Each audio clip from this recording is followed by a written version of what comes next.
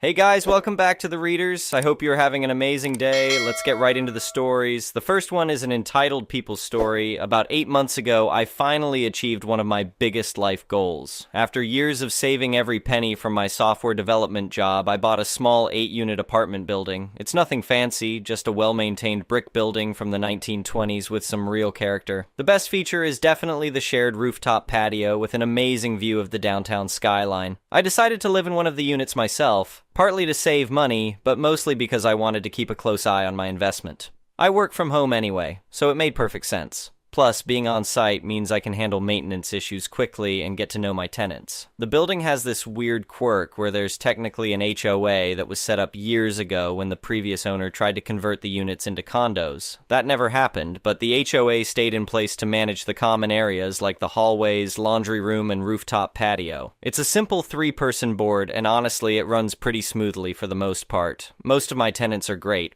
Young professionals, a couple of graduate students, all quiet and respectful. Then there's the HOA secretary. She's been living here for 5 years and clearly sees herself as the unofficial mayor of our little building. From day one, she made it obvious that she takes her HOA duties very seriously, maybe a little too seriously. I'm not exactly what you'd picture when you think landlord. I'm 28, I dress like I never left college, hoodies and jeans, band t-shirts, the works. I keep to myself, don't make a big deal about owning the place. Most tenants probably assume I'm just another renter like them. The HOA secretary definitely made that assumption. And over the past few months, she's left me a steady stream of passive-aggressive notes about various violations. Apparently, my Black Sabbath welcome mat was inappropriate for a professional building. I left a delivery box outside my door for 2 hours once while I was in a video call and got a printed notice about cluttering common areas. I always just rolled my eyes and ignored her notes. I figured it wasn't worth causing drama over petty stuff. I had no idea she was just getting warmed up. The project that started everything. A few weeks ago, I decided to finally tackle a project I'd been planning for months. I'm pretty handy with woodworking, and I wanted to build a custom bookshelf and desk setup for my home office. Nothing too crazy, just some built-in furniture that would make better use of the space. I ordered some beautiful oak lumber and planned to do all the work on weekends between 10 a.m. and 6 p.m. Completely reasonable hours, well within city noise ordinances, and obviously all inside my own apartment. The problems started the moment my friend helped me carry the wood upstairs. I noticed the HOA secretary watching from her doorway, and the look on her face was not friendly. She had this expression like she'd caught me smuggling contraband. I didn't think much of it at first, but that evening I got an email that made my jaw drop, the declaration of war. The subject line was official HOA notice of violation, immediate cease and desist required. It was addressed to my tenant email and copied the other 2 board members. The email was a masterpiece of condescending bureaucracy. She cited multiple bylaws about unauthorized modifications, potential noise disturbances, and improper use of common areas for transporting materials. The whole thing dripped with this tone like she was disciplining a child. The best part was the demand that I immediately cease all construction activities or face fines and eviction proceedings for building furniture in my own apartment. I read that email twice. The sheer audacity was breathtaking. She had just declared war, but she had no idea who she was fighting, trying to keep the peace. My first instinct was to just tell her I own the building and end this nonsense, but something made me pause. Maybe it was curiosity about how far she'd take this power trip. Maybe I just wanted to see if she'd figure it out on her own. I sent back a polite reply explaining that I wasn't doing construction, just assembling furniture inside my unit. I mentioned that all my work would be during reasonable hours and within noise ordinances. I kept my tone friendly and didn't reveal my ownership. That was apparently the wrong approach. The next day, she was waiting for me in the hallway when I came back from the hardware store. She had clearly been watching for me through her peephole. She launched into this theatrical performance about how she wasn't stupid, she knew construction when she saw it. She kept going on about how the owner would be horrified to know a tenant was treating his property this way. The irony was painful. I tried to stay calm and explain again that it was just a personal project. That's when she really lost it. She started yelling about being on the HOA board and how she wouldn't tolerate noise and dust throughout the building. Then came the threat that sealed her fate. She was going to contact the owner right now and have me evicted. I just nodded and went into my apartment. Part of me wanted to tell her right then, but I was curious to see how much deeper she'd dig this hole. The emergency meeting. 2 days later, I got an email notification about an emergency HOA board meeting. Since I'm technically the building owner, I'm on the official HOA mailing list, even though the secretary doesn't know that. The meeting agenda was all about addressing unauthorized tenant activities and implementing stronger oversight procedures. I decided not to attend. I wanted to see exactly what she had planned. The next morning, there were new notices posted on every apartment door. The HOA had passed a series of new rules that were clearly designed to target my project specifically. First, there was the delivery rule. All deliveries of items larger than a carry-on suitcase had to be registered with the HOA board at least 72 hours in advance using something called the large item delivery form. Then there was the rooftop rule. The patio was no longer open access. It had to be reserved 48 hours in advance, and gatherings of more than 2 people were strictly prohibited. The best one was the tool rule. No power tools of any kind could be used on weekends, regardless of city noise ordinances. On my copy of the notice, she had added a handwritten note at the bottom. Thought you could ignore the rules. Think again. That's when my patience finally ran out. It wasn't anger exactly, more like cold, calculated resolve. She had given me a new set of rules to follow, and I was going to follow them to the absolute, inconvenient, and glorious letter. Malicious compliance begins. I started with the delivery rule. My project required dozens of small items, screws, sandpaper, wood stain, brushes, all sorts of stuff. Instead of ordering everything at once like a normal person, I began placing individual orders for each item. Then I started sending the required forms. Request for approval for 1 box of 2-inch wood screws, Phillips head, zinc plated, an hour later. Request for approval for 1 can of wood stain, 8 ounces, early American oak finish, another hour. Request for approval for 1 package of 220 grit sandpaper, 5 sheets. I sent dozens of these emails over the course of 2 days, each one meticulously filled out on their precious form, each one a separate request requiring board approval. I was following their rules exactly as written. The HOA secretary's responses got shorter and more irritated with each approval email she had to send back. By the end of the second day, she was just sending one-word replies. Approved. Fine. Whatever. But that was just the warm-up act. The owner emerges. While I was flooding their inboxes with delivery forms, I was preparing the main event. See, I'd been communicating with the HOA board through my tenant email address, but I also had another email address, the official one for my property management company. Time to introduce them to the real landlord. I drafted a formal notice from my ownership company email and sent it to the entire HOA board, including our friend the secretary. The subject line was, Mandatory Building Improvements and Safety Inspections, Immediate Implementation. The email was written in proper legal language, the kind that makes landlords sound official and serious. It informed the board that, as the property owner, I would be undertaking several mandatory capital improvements and safety inspections, effective immediately. First on the list was a comprehensive fire door inspection. Every single unit's front door needed to be examined to ensure it met current fire codes. This would require scheduled access to every apartment, including the secretary's. Second, the rooftop patio would be completely closed for 2 to 3 weeks for essential waterproofing and resurfacing. This directly contradicted her new reservation system. Third, the entire building's hallway lighting system would be upgraded to energy-efficient LEDs. This would require electricians working in the hallways from 9 a.m. to 5 p.m. Monday through Friday for 2 full weeks. Far more noise and disruption than my little woodworking project could ever cause. I sent that email on a Thursday evening and waited. The realization. Friday morning, I was having coffee when I heard frantic knocking on my door. Through the peephole, I could see the HOA secretary standing there with a printed email in her hand, looking like she'd seen a ghost. I opened the door and she just stared at me for a long moment. Her mouth was opening and closing like a fish out of water. "You're the owner?" she finally managed to whisper. I smiled pleasantly and confirmed that yes, I was indeed the building owner. I thanked her for her diligent management of the common areas and mentioned that her new delivery form was very thorough. I'd approved all of my own requests, by the way. Then I brought up the inspection schedule. I could do her unit on Wednesday at 10 a.m. if that worked for her. She tried to stammer out some kind of explanation, but I just handed her an official inspection notice and suggested she review her lease agreement before our meeting. The look on her face was priceless. The inspection Wednesday came around and I arrived at her apartment with a licensed contractor I'd hired for the building inspection. The secretary answered the door looking like she hadn't slept in days. What we found during that inspection was interesting. Very interesting. She had installed an unauthorized dishwasher without proper permits or plumbing modifications. The hardwood floors had significant scratches and gouges from her furniture that she'd never reported or offered to repair.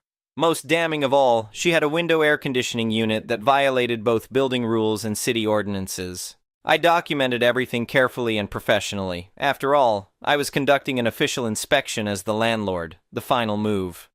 The next day, the secretary received a formal notice to cure or quit from my property management company. She had 30 days to pay for the floor damages, remove the unauthorized appliances, and bring her unit into compliance with her lease agreement. Failure to comply would result in eviction proceedings. The other HOA board members, who had been mostly passive observers in this whole drama, quickly distanced themselves from her. They were embarrassed by the situation and eager to avoid any further conflict with the building owner. They readily agreed to my suggestion that we roll back all the new rules and return to the previous, more reasonable policies. The aftermath. The secretary lasted exactly 2 weeks before she broke her lease and moved out. I guess the thought of paying thousands in damages while living next door to the landlord she'd tried to bully was too much for her. She didn't even try to fight the charges. She just packed up and left, muttering something about finding a building with more professional management. The other tenants were actually relieved when she left. Turns out she'd been bothering everyone with her petty complaints and power trips, not just me. A few people even thanked me for handling the situation professionally. The peaceful resolution. With the self-appointed building dictator gone, life returned to normal pretty quickly. I finished my beautiful bookshelf project without any further drama. The rooftop patio reopened after its renovation, which actually did include some nice improvements I'd been planning anyway. We got a new HOA board member, a quiet graduate student who actually understands that the job is about maintaining common areas, not micromanaging everyone's lives. The delivery form requirement was quietly abandoned. The tool restrictions were lifted. The rooftop went back to being a shared space where people could actually enjoy themselves. Most importantly, I learned a valuable lesson about assuming people know who's really in charge. Looking back, in the end, the secretary's thirst for control was her complete undoing. She tried to build her own little kingdom in my hallway, but she forgot to check who actually owned the castle. I never set out to be a vindictive landlord. I just wanted to build some furniture and mind my own business. But when someone tries to use fake authority to push you around, sometimes you have to remind them how real authority actually works. The funniest part is that if she just knocked on my door and politely asked about the noise, I would have been happy to work around her schedule. A simple conversation could have avoided this entire mess. Instead, she chose to go nuclear over some lumber and a few power tools. She filed false violations, created unnecessary rules, and threatened eviction, all because she assumed she could intimidate someone she thought was just another tenant. Some people learn the hard way that you should never start a fight unless you're absolutely sure you're the one holding all the cards. These days, I'm much more upfront about being the building owner when I meet new tenants, not in an intimidating way, just so everyone knows where they stand. It prevents misunderstandings and keeps the peace. My building runs smoothly now. People are respectful of the common areas without needing a dozen petty rules to enforce basic decency. The rooftop patio gets used regularly for small gatherings and quiet relaxation. And my custom bookshelf turned out absolutely beautiful. Every time I look at it, I remember the satisfaction of watching someone's power trip collapse under the weight of their own assumptions. The moral of the story is simple. Sometimes the person you're trying to boss around is the person who signs your lease. And sometimes that person has been letting you think you're in charge just to see how far you'll take it. When you're building tiny kingdoms, always make sure you know who owns the land. Update: the plot thickens. Well, I thought that story was over, but apparently the universe had other plans. About 3 months after the secretary moved out, I got some very interesting information that made the whole situation even more satisfying. The real story comes out. One of my long-term tenants, an older gentleman who lives on the second floor, came to me with something he thought I should know. He'd been friends with the previous building owner and had some insider knowledge about why the secretary had been so aggressive about her HOA position.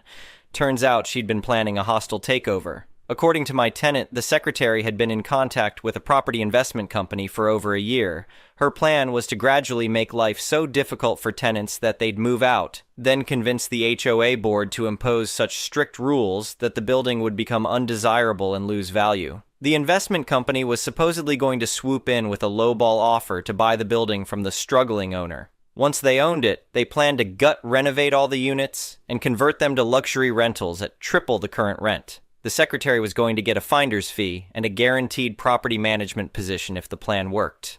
The evidence: my tenant had kept copies of emails the secretary had accidentally CC'd him on early in her scheme. She'd been documenting every minor complaint about tenants, every maintenance issue, every possible negative aspect of building management she could find. She was literally building a case to present to potential buyers about what a problem property this was. Reading through those emails was surreal. She'd been manufacturing drama and exaggerating problems for months, all while pretending to be a concerned tenant looking out for everyone's best interests. The investment company had even done a preliminary assessment of the building last year, walking through the common areas while she gave them a tour and pointed out every minor flaw she could find. The legal consultation. I took all this information to a lawyer just to understand my options. What the secretary had been doing was definitely unethical, and possibly illegal depending on how you interpreted tenant fraud laws. But here's the beautiful part. By the time I bought the building, her entire scheme had already failed spectacularly.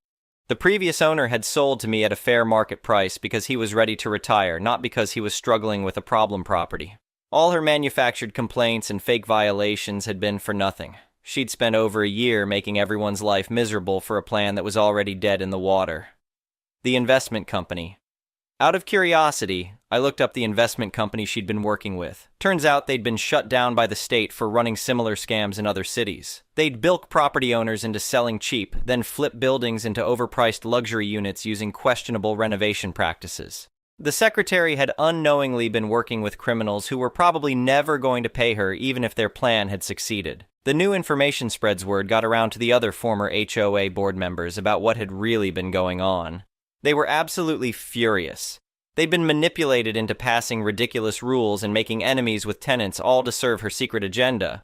One of them actually apologized to me personally for not questioning her motives more carefully. He said he'd always thought some of her suggestions were excessive, but she was so insistent about maintaining standards that he'd gone along with it.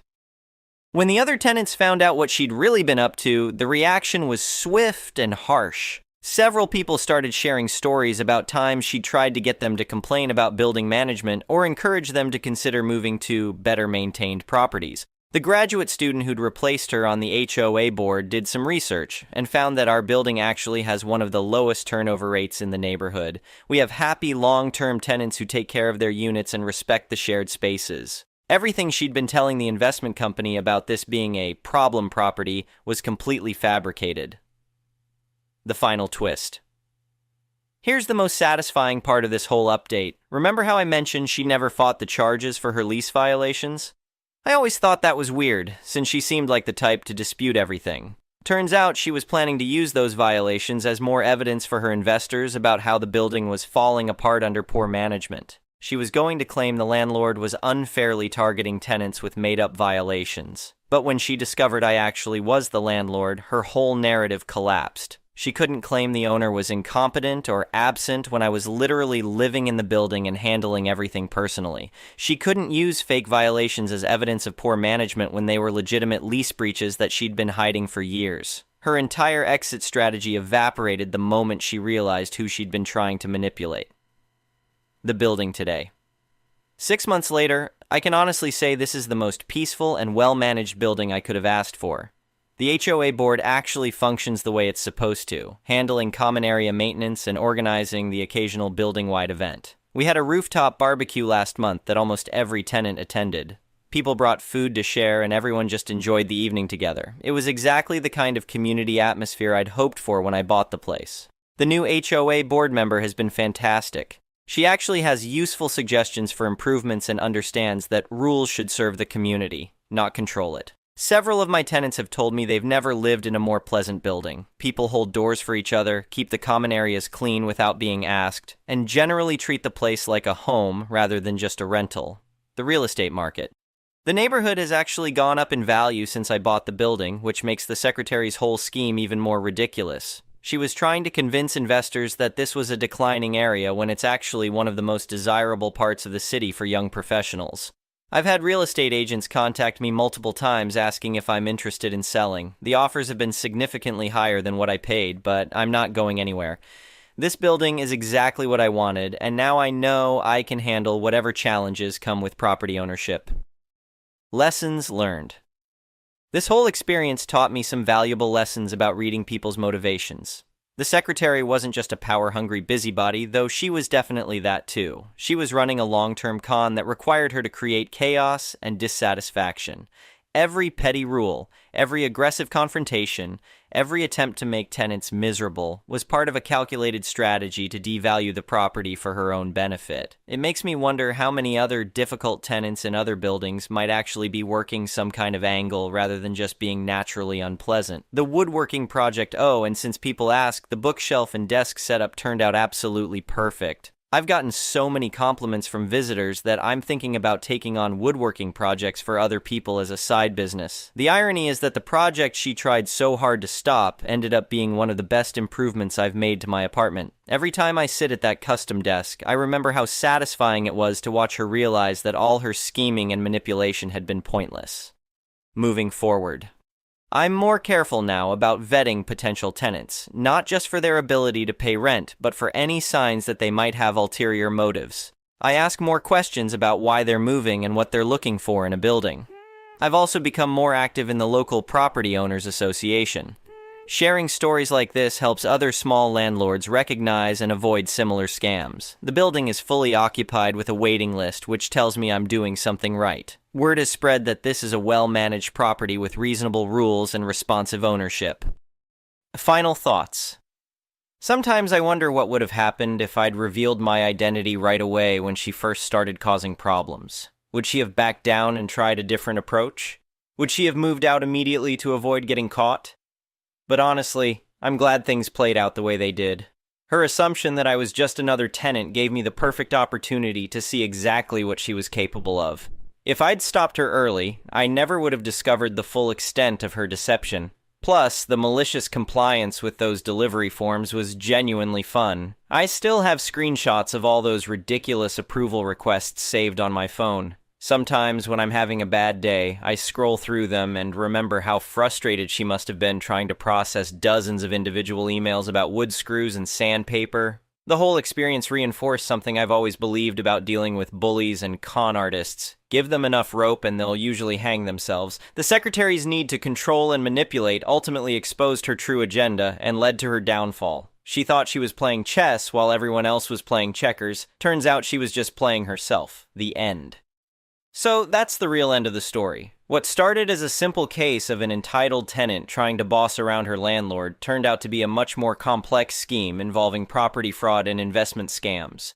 Justice was served not just through eviction, but through the complete collapse of a year-long criminal conspiracy. The secretary didn't just lose her apartment, she lost her entire illegal side business. And me? I got a beautiful custom bookshelf, a well-managed building, and one hell of a story to tell at parties. Sometimes the best revenge really is just living well and letting your enemies destroy themselves. The next one is a pro-revenge story. This incident blew up in March 2021, in the middle of lockdowns and stuff. It would probably be recognizable to people I work with. Hopefully they don't read this thread, haha. It's a story about someone whose ambition was bigger than their ethics and the law, and it coming back to bite them.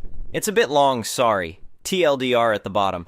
At the time, I was working as a manager in a mid-sized business. While I was there, I was assigned a new member to my team. I'll call her Evil. Evil was in her mid-20s and was pretty fresh out of college. She was the kind of person who could talk your ear off about all of her ideas and plans and what she was working on, but never really seemed to have anything to show for it. When I talked to her about clients complaining that she wasn't getting back to them, she would always have an excuse about how difficult they were, how snowed under she was, and how she had written an email, but it must have gotten lost in spam. So on and so forth. Basically, never her fault. It got to the point where after one of our monthly meetings, I called her in and explained that if she couldn't get her tasks done, she needed to let us know so we could help delegate resources to make sure things weren't slipping through the cracks. I'll admit I was pretty direct. Her performance was impacting the whole team, and my job was literally to keep the team on track. I get that people can be under pressure, that there can be stuff going on at home which impacts work, and that sometimes people need a bit of help. But if every time I ask about a project you say, yep, everything's good, I've got it under control, and then it all falls apart and your only response is to blame the client, we have a problem. I explained that I wasn't going to start formal performance management or anything like that, but from now on I'd like her to check in with me on Monday mornings for 10 minutes to go over objectives for the week and to check if she needed support with any of her clients.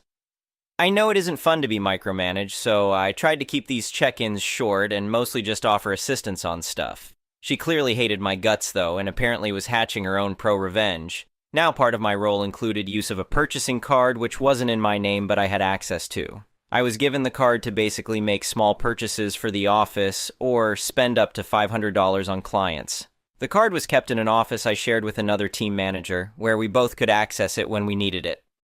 One day I get a call from accounts asking about a few abnormal purchases on the card. A Photoshop subscription, a couple of Uber Eats orders, an HBO subscription, etc. I say I don't know anything about them, and they should check with the other team manager. Apparently the other team manager didn't know anything about them either, because after the weekend I get called into the big boss's office.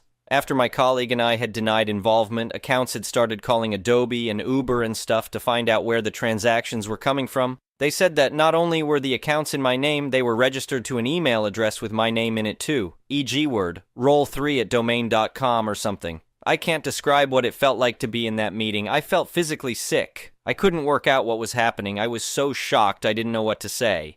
I felt like I was about to get fired, and I couldn't understand how that was even possible. The director was going on about how access to the card was a privilege, and that I had signed an agreement about appropriate use, and so on and so forth. I denied that I had been using it inappropriately, and the boss listened, but I could tell he wasn't that convinced.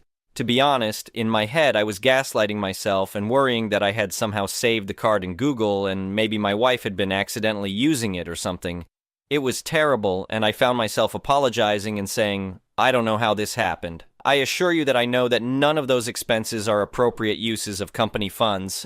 There must have been some kind of mistake. Can I please have the details and look into it? Etc., etc. When I finally got out of that office, job and still intact, barely, Evil was waiting for me at my office door. She was grinning from ear to ear and sweetly explained she had been waiting for our morning meeting. I told her something had come up and we'd do the meeting tomorrow, and she said, "Oh, will you be in tomorrow?" Confused, because I didn't know I was in a pro-revenge thread at the time, I just replied, "Yes, why would I not be in tomorrow?" And she just sipped her tea and said, "Oh, no reason," turned around and went back to her desk. Something felt off, but I was still worrying about what had happened with the boss, so I spent the next couple of hours calling my wife, calling Adobe, and doing the same legwork that accounts had done. It became very obvious that someone had been using my name and the company card to spend a bunch of money online. Had I been hacked or something? Personal info on the dark web, and these hackers just really wanted Photoshop and Wendy's delivered? It was the Uber Eats that was her undoing. After getting on the phone and talking through what had gone on, and obviously giving my name for the account and everything, the fellow on the phone told me where the food had been delivered. It was in our city, which made me rule out straight away any notion of my data being sold online or something. Now I was suspicious and pissed. I don't like to think the worst of people, but now I was.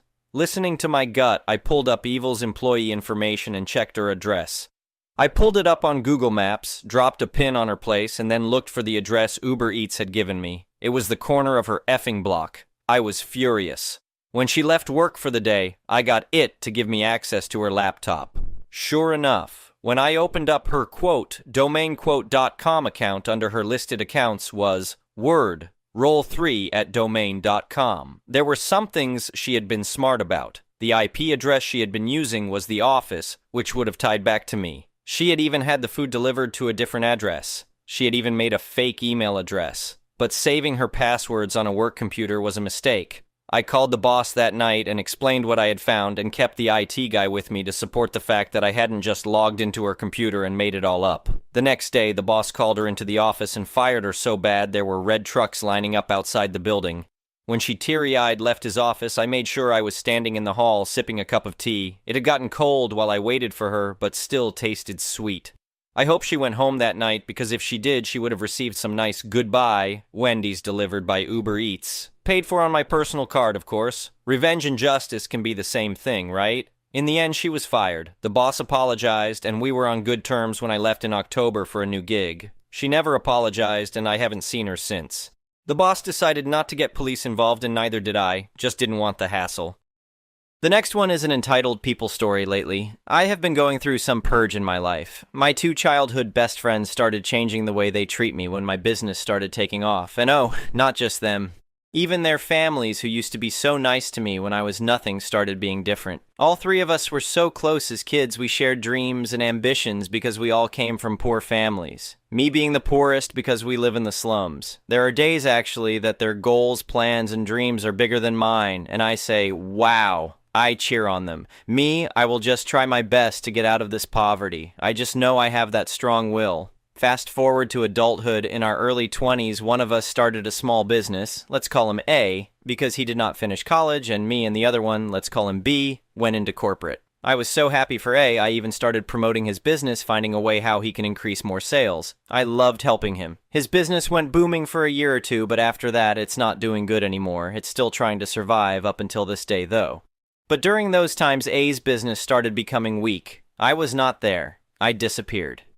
Both A and B did not check on me. I was actually diagnosed with bipolar disorder. But when I am okay, I will just come back like nothing happened, even if I was a danger for myself. But they did not ask me what happened. It's okay. I know they both have things going on too, and I do not want to burden them. As time goes by, I learned how to get out of the matrix and also got married to a very amazing and supportive man. Was able to start a business because of his motivation and helps me around. We are doing amazing. A and B started seeing these progress and they started changing. When we go out and hang out before we chip in, but it went to me now paying the whole bill. I started hearing joking side comments from A. That is fine. Won't hurt you cause you are rich now.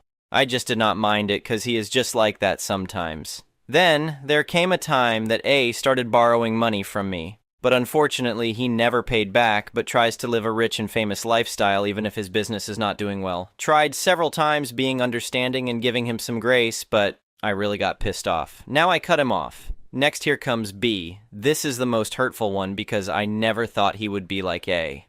Little by little, I started feeling like a bank for him and his family who were so nice to me when we were kids. They always ask and borrow money for me, but the difference is yes, they pay on time, but they only remember me when they need money. They were not like that before. I used to give their family presents and gifts for holidays and birthdays because I am really thankful for them being nice to me when I was nothing but last week. I was not able to send some greeting and gift to B's mom.